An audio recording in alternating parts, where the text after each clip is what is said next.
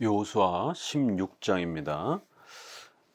요셉 자손이 제비 뽑은 것은 여리고 샘 동쪽 곧 여리고 곁 요단으로부터 광야로 들어가 여리고로부터 베델 산지로 올라가고 베델에서부터 루스로 나아가 아렉 족속의 경계를 지나 아다롯에 이르고 서쪽에 내려가서 야블렛 족속의 경계와 아래 베토름과 게세레까지 이르고 그 끝은 바다라. 요셉의 자손 므낫세와 에브라임이 그들의 기업을 받았더라. 에브라임 자손이 그들의 가족대로 받은 지역은 이러하니라. 그들의 기업의 경계는 동쪽으로 아다롯과 앗달에서 윗 베토론에 이르고, 중간은 이제 그 지역 이름들은 조금 생략하도록 하겠습니다. 17장, 18장, 19장은 상당히 그 지명 이름이 좀 많아서 좀 그 부분은 생략하고 중요한 구절들만 이렇게 소개하도록 합니다. 9절, 그 외에 므낫세 자손의 기업 중에서 에브라임 자손을 위하여 구분한 모든 성읍과 그 마을도 있었더라. 그들이 게셀에 거주하는 가나안 족속을 쫓아내지 아니하였으므로 가나안 족속이 오늘날까지 에브라임 가운데 거주하며 노역하는 종이 되니라. 이렇게 이제 후반부에 아직 땅을 차지 못한 이제 그 족속들을 이제 그 지파들에게 결국 또 각각 그 지파의 또 이러한 그 땅을 분배하는 이제 후반부의 땅 분배 이제 마무리 내용들이 나오고 있습니다. 이제 요셉 자손, 에브라임과 므낫세 이런 두 이제 자손이 레위 지파가 빠지면서 두 지파가 이제 결국 각 한 지파씩을 대표하는 형태로 그렇게 들어와서 12지파를 구성을 했다라고 말씀을 드렸습니다. 그리고 이제 에브라임은 동생이지만 또 그 야곱의 또 예언대로 또 에브라임은 훨씬 더 백성들도 많으면서 에브라임이 주로 그 주도권을 형성을 하면서 구약의 이스라엘 역사에 보게 되면 항상 대표성을 가지고 또 그렇게 모든 부분들을 또 이끌어가는 것을 보게 됩니다. 여기에 이제 19장까지 많은 지명들이 또 앞서도 그렇지만 이렇게 구체적 지명들이 동서남북으로 아주 정확하게 소개되는 것은 이건 이제 어떻게 보면 이제 오늘 우리 성도들이 읽을 때 참 힘들기도 하고 이거를 적용할 때 참 어렵기도 하죠. 그러나 앞서도 말씀드린 것처럼 이런 구약에서의 여러 그 전쟁과 또 이러한 지명과 관련된 이제 이런 부분들은 너무 지나치게 중세시대처럼 풍유적으로 상상적으로 이렇게 그 단어의 뜻과 상관없이 마구잡이로 적용하게 되면 성경 해석의 객관성을 잃어버리기 때문에 적어도 우리는 항상 이 역사성 또 그 다음에 문법적 해석이라고 하는 또 역사적 해석이라고 하는 이 틀 안에서 왜 성경이 이렇게 반복적으로 또 이 많은 지명들을 이렇게 기록하고 있는가, 이런 의도를 이해하고 또 그런 역사성을 충분히 이해하면서 성경이 설명하는 정도에서만 우리가 이렇게 머물러야 됩니다. 이거는 이제 두 가지 정도의 이유가 있죠. 역사성을 확보하는 성경책은 이렇게 고대의 어떤 그런 신화를 소개하는 게 아니라 역사적 그 사실을 아주 구체적으로 동서남북으로 12지파가 정확히 어디서부터 어디까지의 경계를 지역을 길이를 차지했는지를 아주 정확하게 그 지명들을 소개해가면서 역사적인 이 사실성을 확보하는 아주 중요한 이러한 기록으로서의 또 의미도 분명히 있는 것입니다.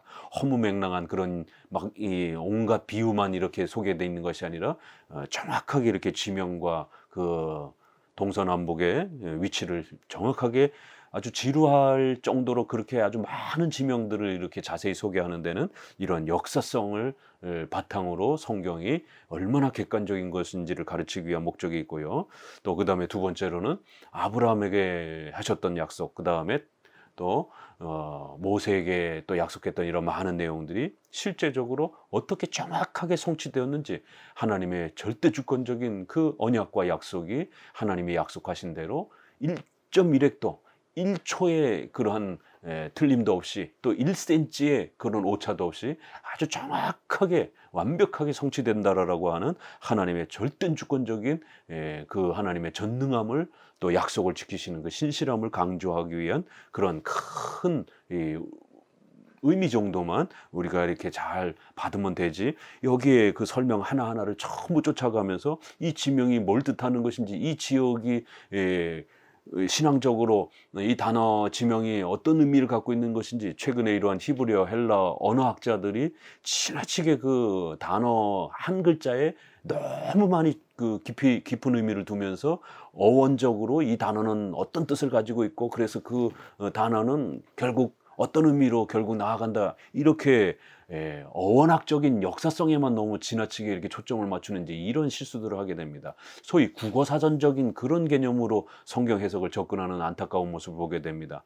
그러면 우리가 헬라어의 로고스 말씀이라는 것도 1세기 당시에는 전혀 다른 우주, 뭐 세계, 에너지, 힘, 뭐 완전 별의별 수많은 뜻들이 있는 것입니다. 그러나 예수님을 로고스 요한복음에서 하나님의 말씀 이렇게 표현했을 때는 인격적인 신이요 또 메시아여 중보자임을 이런 성경의 의미를 이 로고스라는 단어에다가 덧입혀서 백성들이 당시에 사용하던 언어를 가지고 성경의 의미를 포함시켜서 가르치는 이런 신앙적 의미로 문자를 사용해서 신앙의 의미를 담아서 가르치는 이러한 신앙적 목적이지 국어사전적인 그런 방식으로 제시한 건 아닙니다. 그렇기 때문에 구약에 여기 수많은 지명들이 나오는 이제 이 부분에 대해서도 항상 전체적인 이런 의미 또 그 다음에 성경의 핵심 교리인 7대 교리를 벗어나지 않는 범위 내에서 이렇게 중요한 의미들만 이렇게 잘 간직하시면 됩니다. 이것이 칼빈이 구약 주경을 할 때 늘 반복하면서 쓰고 있는 아주 중요한 또 성경 해석의 원리로 제시해 주고 있는 또 핵심 방식이기도 합니다.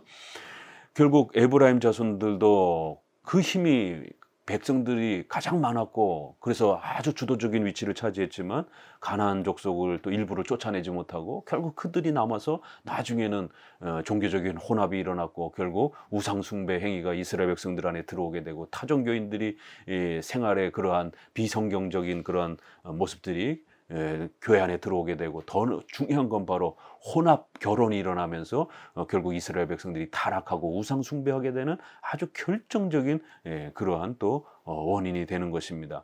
오늘 이러한 성도 현대를 살아가는 우리 성도들도 오직 하나님의 말씀으로 순종하고 나아가지 않았을 때 그 하나님의 명령, 특별히 십계명과 관련된 우리의 삶의 이러한 다양한 명령들이 비록 현대 사회의 가치관과 충돌이 되고 부딪히고 그래서 불편하고 힘들어 보인다 할지라도 그걸 불순종했을 때 일부를 이렇게 남겨놓게 되면 그것이 결국 우리에게 발목을 잡는 함정이 되고 수렁이 되어서 결국에는 신앙이 붕괴되고 또 신앙이 망가지는 또 그러한 엄청난 죄의 또 유혹과 또 그러한 기회가 된다는 사실을 꼭 명심하셔야 됩니다. 온전히 하나님의 말씀에 순종하려고 부단히 노력하고 애써야 되는 것이 얼마나 중요한가를 하나님의 말씀에 순종하는 게 이렇게 중요하다는 걸 알 수가 있습니다.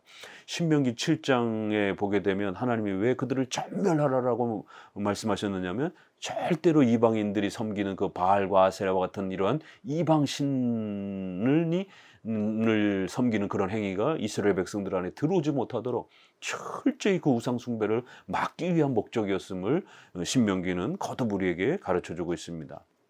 17장 므낫세 지파를 위하여 제비 뽑은 것은 이러하니라. 므낫세는 요셉의 장자였고 므낫세의 장자 마길은 길르앗의 아버지라. 그는 용사였기 때문에 길르앗과 바산을 받았으므로. 그리고 3절에 헤벨의 아들 길르앗의 손자 마길의 증손 므낫세의 현손 슬로브앗은 아들이 없고 딸뿐이요 그 딸들의 이름은 말라와 노아와 호글라와 밀가와 디르사라. 그들이 제사장 엘라살과 눈의 아들 여호수아와 지도자들 앞에 나와서 말하기를 여호와께서 모세에게 명령하사 우리에게 형제 중에서 우리에게 기업을 주라 하셨다 하매 여호와의 명령을 따라 그들에게 그들의 아버지 형제들 중에서 기업을 주므로 요단 동쪽 길앗과 바산 외에 므낫세에게 10분깃이 돌아갔으니 므낫세의 여자 자손들이 그의 남자 자손들 중에서 기업을 받은 까닭이었으며 길르앗 땅은 므낫세의 남은 자손들에게 속하였더라. 므낫세의 경계는 아세레부서부터 세겜 앞 믹므닷까지이며 그 오른쪽으로 가서 엔답부와 주민의 경계에 이르나니. 12절. 그러므로 므낫세 자손이 그 성읍의 주민을 쫓아내지 못하매 가나안 족속에 결심하고 그 땅에 거주하였더니 이스라엘 자손이 강성한 후에야 가나안 족속에게 노역을 시켰고 다 쫓아내지 아니하였더라. 14절. 요셉 자손이 여호수아에게 말하여 이르되 여호와께서 지금까지 내게 복을 주심으로 내가 큰 민족이 되었거늘 당신이 나의 기업을 위하여 한 제비 한 분깃으로만 내게 주심은 어찌함이니까 하니 여호수아가 그들에게 이르되 내가 큰 민족이 되므로 에브라임 산지가 내게 너무 좁을진대 브리스 족속과 르바임 족속의 땅 살림에 올라가서 스스로 개척하라 하니라. 요셉 자손이 이르되 그 산지는 우리에게 넉넉하지도 못하고 골짜기 땅에 거주하는 모든 가나안 족속에게는 베스안과 그 마을들에 거주하는 자이든지 이스르엘 골짜기에 거주하는 자이든지 다 철병거가 있나이다 하니 여호수아가 다시 요셉 족속 곧 에브라임과 므낫세에게 말하여 이르되 너는 큰 민족이요 큰 권능이 있은즉 한 분깃만 가질 것이 아니라 그 산지도 내 것이 되리니 비록 살림이라도 내가 개척하라. 그 끝까지 내 것이 되리라. 가나안 족속이 비록 철병거를 가졌고 강할지라도 내가 능히 그를 쫓아내리라 하였더라. 이 17장에서 이제 므낫세 지파 땅 분배하는 부분에서는 아주 독특하게 여자들에게 땅을 분배하는 이러한 독특한 장면이 나옵니다. 이제 이 마길의 증손 므낫세 현손인 슬로보앗은 아들이 없이 이제 딸들만 5명이 이렇게 있습니다. 이제 이 부분이 민수기 26장 33절에서도 나오고요. 또 27장 또 에서도 나옵니다. 그리고 36장에서 또 다시 한번 슬로보앗의 딸들 이야기가 나옵니다. 그래서 36장 1절에서 12절까지는 여자에게 땅을 상속해 주는 이제 이런 부분에 대해서 아주 구체적인 그런 형태의 방법론이 나오고 그리고는 이제 민수기가 끝납니다. 그러니까 민수기가 이 슬로보아 딸들에게 5명의 딸들에게 땅 분배를 약속하는 그런 내용으로 끝이 난다는 것을 우리가 좀 유념해 보셔야 됩니다. 이게 왜 이렇게 중요한가? 이게 민수기에서 이렇게 여러 번 나옵니다. 그리고 또 이렇게 여호수아에서도 또 다시 한번 또 이렇게 이 5명의 딸들이 소개가 되면서 딸들에게 이렇게 땅을 상속하는 장면이 나옵니다. 결국 고대 세계를 우리가 먼저 살펴보게 되면 우리 조선시대도 그렇고 여자들이 인격적으로 사회적 신분이라든가 또 존중을 받는 이런 것은 고대 사회에 굉장히 어려운 일입니다. 여자는 다 이렇게 남자들의 소유물처럼 이렇게 취급되어졌던 그런 고대 사회, 또 우리 조선시대도 역시 마찬가지입니다. 우리 대한민국도 100년 전 1900년 이런 초까지만 해도 여성들이 얼마나 가부장적인 이러한 남존여비, 남자는 높고 여자는 천하다라고 하는 이런 유교 사상에 의해서 여자는 남자들의 이러한 부속물처럼 취급되어지던 그런 시대가 있었습니다. 여성들이 선거권을 법적으로 확보한 게 그렇게 오래되지 않았습니다. 서구 사회도 그렇고 우리나라도 그렇고. 그런데 성경은 수천 년 전에 여성들이 땅을 차지할 수 있는 상속권을 주라라라는 이런 엄청난 내용이 나오는 겁니다. 우리가 이 종갓집 이러한 그 가문 속에서도 보게 되면 주로 남자들이 종갓집 그 땅에 이 재산권을 유산을 확보하지 여자들은 시집을 가게 되면 그 집안의 땅을 상속받을 수 있는 이런 권한이 없었습니다. 결국 대한민국도 이러한 그 여성에게도 종가의 그러한 땅 유산을 이렇게 개발이 된다든가 이러면은 그 법적으로 주는 것을 허락한 지가 얼마 되지 않습니다. 그런데 성경은 이렇게 수천 년 전에 여성만 이렇게 존재하고 아들이 없다라면 그 여성들에게 아들과 동일한 방식으로 그 땅을 차지할 수 있도록 그렇게 땅의 기업, 그 아버지 가문에 속한 땅의 그러한 내용들을 그 여성에게 허락해 주라라고 하는 이러한 엄청난 내용이 나오는 것입니다. 결국 이것은 이 가나안 땅이 무엇인지, 정체성이 무엇인지를 알면 우리가 쉽게 해결할 수 있습니다. 가나안 땅은 바로 구약의 영원한 바로 하나님의 나라를 우리에게 모형적으로 가르쳐주는, 우리가 영생하여 하나님의 나라의 기업을 받는 바로 하나님의 나라를 상징하는 아주 중요한 그러한 도구였기 때문에, 의식적 도구였기 때문에 결국 아들이 없이 여성들만 남았다 할지라도 그 여성들은 유산이 없으니까 가나안 땅에 땅 유산이 없으니까 쫓겨나야 되는 이런 것이 아니라, 자신의 아버지가 속해 있던 그 12지파 중에 한 지파에 속해 있다라면 반드시 그 권한을 갖고 있고, 그 딸들도 그 가나안 땅을 소유할 수 있는 법적인 권한을 확보해 주라라고 하는 이런 내용인 것입니다. 그러면 결국 남자뿐만 아니라 여성에게도 이러한 강력한 하나님의 나라를 기업으로 받는 이러한 천국의 상속권, 기업권이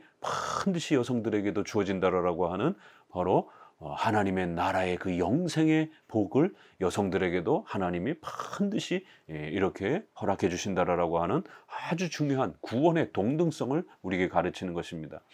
갈라디아서 3장 28절에 보게 되면 유대인이나 이방인이나 주인이나 종이나 남자나 여자나 그리스도 안에서 다 하나다, 구원에 있어서 이신칭의를 받는 데 있어서는 동일하다라고 이렇게 말하는 것입니다. 그리하여 하나님의 자녀가 되고 죄사함 받아 하나님의 나라의 영원한 그 상급을 받는 것은, 그 기업에 참여하는 것은 동일하다라는 겁니다. 구약에서는 이렇게 여성도 그렇고 남자도 그렇고 바로 가나안 땅을 법적으로 상속할 수 있는 권한을 반드시 이렇게 가지고 있다라고 성경을 가르치면서, 남녀가 구원에 있어서 하나님의 나라를 상속하는 데 있어서 동일하다라는 원리를 가르쳐주고 있는 것입니다.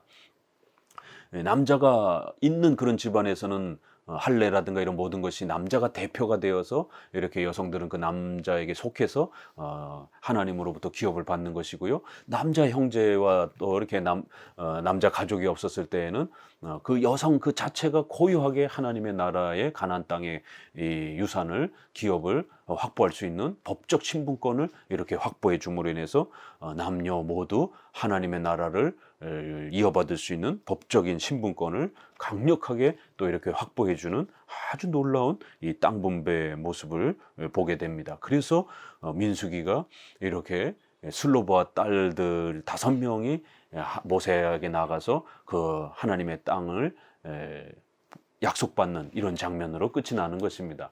이제 조건이 있었죠.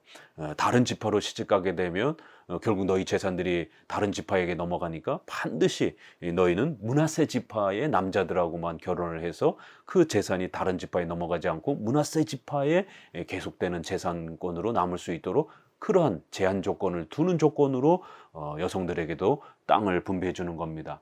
왜냐하면 이 땅 12지파의 땅 분배라고 하는 것은 각각 지파들이 고유하게 하나님이 가지고 있는 하나님의 나라를 물려받은 그런 기업의 유산권이기 때문에 절대로 다른 지파가 침해하거나 더 빼앗거나 이럴 수 없는 것입니다. 하나님이 주신 만큼 똑같이 이렇게 하나님이 원하신 대로 분배해 주신 대로 그렇게 나눠주신 것이기 때문에 바로 그러한 질서들을 또 지키는 조건 아래에서 여성들에게도 땅 분배를 해준 것입니다. 므낫세 지파도 결국에는 일부를 또 쫓아내지 못하고 결국 그들도 가나안 족속들이 남겨져 가지고 또 그것이 후에 엄청난 또 그런 죄의 유혹으로 이들도 또 고통받는 장면들을 봅니다. 어느 한 지파 빠짐없이 이렇게 각 지파마다 가나안 족속들을 일부를 남겨놓고 결국 그것이 발목을 잡고 결국 불순종의 결과 때문에 엄청난 또 신앙의 타락과 부패를 가져오게 되는 아픔들을 겪는 것을 보게 됩니다. 특별히 이제 이 요셉 지파들이 이제 마지막에 여호수아에게 나와서 우리는 숫자가 많은데 왜 이렇게 땅덩어리가 조금 적게 주느냐 이러면서 불평을 합니다. 결국 욕심에 입각해서 하나님이 분배해 주신 것에 대해서 마땅치 않다 생각하면서 불평을 하면서 더 큰 민족이니까 더 땅을 많이 주십시오라고 이러면서 결국 불평 불만을 표현을 합니다. 그럴 때 이제 여호수아는 그렇다라면 너희는 미처 아직 전쟁을 통해서 차지하지 못한 저 광야와 같은 그러한 적들이 지배하고 있는 저 땅을 너희들이 싸워서 이긴다라면 얼마든지 너희들한테 줄 테니까 너희들이 최선을 다해서 스스로 개척해라. 올라가서 스스로 개척해라. 성도들의 신앙의 회개와 결단을 통해서 더 열심히 하나님 앞에서 성장해 가야 되는 신앙의 이러한 인격적 책임이 얼마나 중요한가를 알 수가 있습니다. 이렇게 하나님이 땅을 분배해 주셨고 또 그 땅 외에 만약 너희들이 더 갖고 싶다라면 얼마든지 허락되어지는 거예요. 그러면 그 외의 땅들은 너희가 희생을 치르면서 열심히 하나님의 도움을 의지하면서 그렇게 목숨을 걸고 가나안 땅의 그 적들을 내어쫓기 위해서 전쟁을 행하면서 그 땅을 정복하면서 그렇게 만약 너희들이 희생해서 얻는다라면 그 땅은 너희의 지파의 땅으로 주겠다라는 거예요. 그랬더니만 이제 핑계를 댑니다. 그 산지는 우리에게 넉넉하지도 못하고 거기 땅에는 엄청난 군대들이 철병거를 가지고 있는 이런 막강한 그런 족속들이 또 군대가 갖춰져 있는 그런 무시무시한 땅입니다. 어떻게 우리가 전쟁을 할 수 있겠습니까? 이러면서 또 핑계를 대는 것이에요. 이것은 땅이 좁다, 또 군대가 많다 이러면서 결국 신앙의 나태함과 게으름을 이렇게 또 표현을 하는 겁니다. 우리가 앞부분에서 갈렙이 이렇게 땅을 요구하는 장면이 나오고 여기서 베냐민 요셉 집 자손이 땅을 요구하는 두 장면이 너무 상반되게 대조가 되는 것을 볼 수가 있습니다. 이렇게 하나님께서 정해놓은 그 외에 그러한 땅들을 더 만약 너희들이 갖고 싶다라면 얼마든지 가지라는 거예요. 그렇지만 반드시 너희 스스로 개척하면서 스스로 결단하면서 그렇게 희생하면서 하나님 앞에서 순종하면서 하나님이 도와주실 줄로 믿고 열심히 최선을 다해서 노력하면서 삶을 또 스스로 개척하라는 겁니다. 그러면 얼마든지 그 좋은 열매들을 너희들이 얻을 수 있다라는 겁니다. 오늘날도 하나님이 나한테 돈을 많이 안 주셨다. 나는 좋은 가문에서 태어나지 못했다. 또 나의 주변 형편은 너무 열악하다. 이렇게 불평할 문제가 아니라 믿음으로 열심히 십계명을 따라서 하나님께 순종하면서 경건 생활에 뒤처지지 않고 최선을 다해서 또 실천하면서 이렇게 열심히 성화를 위해서 거룩함을 위하여 또 하나님이 맡겨주신 사명들을 최선을 다해서 순종하면서 나아가면 얼마든지 하나님께서 우리에게 또 그런 신앙의 성장과 의식주의 또 이런 열매들을 더 풍족하게 주실 수 있는 것입니다. 그건 불평과 원망을 할 문제가 아니라 우리가 순종하지 못한 불순종의 부분들을 돌아봐야 되는 겁니다. 결국 이렇게 여호수아 14장에 갈렙은 용기 있게 목숨을 걸고 가족들 전체가 그렇게 적들을 물리치기 위해서 안악자손이라고 하는 이런 거인 족속이 있었음에도 불구하고 하나님이 물리쳐 주실 걸 믿고 믿음으로 나아가는 이런 모습이 보여지는데 여기에서는 아주 무서워서 벌벌 떨면서 불순종의 모습을 보이면서 꼼짝도 안 하면서 땅만 더 달라라라고 이렇게 불평하는 이런 아주 무책임한 불신앙의 모습을 보게 됩니다. 이렇게 땅 분배에 있어서도 하나님이 주시는 그런 은혜와 또 인간의 신앙적 책임이 아주 절묘하게 조화를 이루는 방식으로 하나님이 그렇게 또 땅을 또 주시는 이러한 또 놀라운 모습들을 보게 됩니다. 하나님의 주권과 인간의 의지의 이러한 조화가 얼마나 조화롭게 이루어지는지, 또 우리가 은혜 언약이란 본질의 성격에 있어서는 하나님이 일방적으로 주권적으로 그걸 성취해서 주시는 것이지만 그것이 이루어지는 방식, 형식에 있어서는, 외적인 형식에 있어서는 하나님과 인간이 약속이라는 형태로 쌍무적으로, 협의적으로 그렇게 인간의 책임을 도구, 알미니안주의자들처럼 공로적으로 하나님을 우리가 도와줘야 되는, 보태줘야 되는 이런 공로주의 개념이 아니라 인간의 의지와 책임을 수단으로 사용하시는, 신앙에 있어서는 우리가 회개와 믿음의 결단을 내리는 그러한 헌신을 조건으로 이신칭의와 예정의 혜택이 주어지는 겁니다. 또 우리 삶에 있어서는 인격적으로 십계명의 이러한 선을 선택하는 희생과 노력을 하나님이 도구로 사용하셔서 그 열매들을 주시는 것입니다. 이렇게 성도들의 신앙적 책임이 얼마나 또 중요하며 또 은혜 언약이 펼쳐져 가는 데 있어서 하나님께서 그들의 이러한 인격적 책임을 도구로 사용하시는지를 우리가 하나님의 절대 주권을 또 이렇게 강조할지라도 이러한 인간의 인격적 신앙적 책임이 얼마나 또 중요하게 도구적으로 수단적으로 사용되어질 수 있는지들을 성경은 아주 놀랍도록 이렇게 가르치고 있는 것입니다. 감사합니다.